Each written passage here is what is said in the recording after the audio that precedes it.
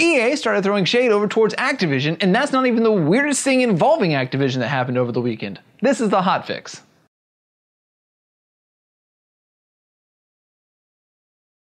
Welcome to the Hot Fix, I'm Taylor Zeller. For years, there's been an unspoken rule across video game developers of all shapes and sizes. Don't trash talk the competitor. Creating a game takes a lot of resources, whether it's people, or caffeine, or money, or texture files, or even more caffeine. There are so many things that play into how video games turn out that it seemed in the past that developers would celebrate the fact that their competitors simply had their games come out. This is especially true given that many developers and staff members in the industry have worked with other developers and staff throughout their careers. So it's kind of surprising that EA threw some shade Activision's way after the release of Call of Duty Infinite Warfare. Early Friday morning, the Titanfall Twitter sent out the following tweet. One is mostly slow and plodding, while the other's frantic precision is electrifying. You decide. The tweet then linked to the IGN review in progress for Infinite Warfare. To the general public, this tweet just seemed like a competitive jab at the new Call of Duty game from the developers. But hours later, Titanfall 2 developer Respawn tweeted the following. For the record, @Respawn is the official voice of Respawn Studio. We have nothing but respect and love for our fellow developers. Many of you may forget that Respawn is made up primarily of many former staff from Infinity Ward, the developer of Infinite Warfare, who left the studio around the time of Modern Warfare 3. It's gotta be kinda weird that the Twitter officially representing their product is taking shots at the studio they used to work for. Besides, Titanfall 2 doesn't need to defend itself when it comes to the overall reviews.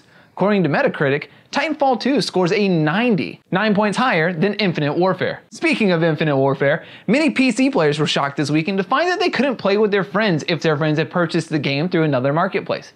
Typically, PC players will use Steam to purchase and play their games. However, Microsoft has been nipping at their heels. This past weekend, it seemed like Microsoft had finally caught up with Steam, offering players who purchased the newest Call of Duty title 20% off the retail price. It seemed like an amazing deal.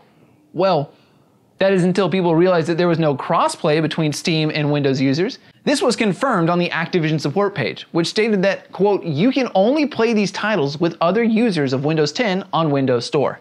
Instantly, the internet was up in arms, calling for Microsoft to open up crossplay or refund players entirely.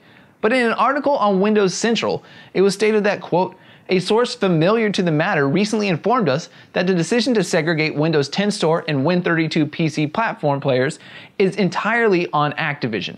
There is nothing about the UWP toolset that prevents crossplay functionality, as seen with CD Projekt Red's upcoming Gwinnett card game. The article later updated to include the following comment from an official Microsoft spokesperson. We support crossplay between devices and platforms for partners who want to enable it. As of recording, Activision has not offered any official comment as to why they would not support the crossplay functionality.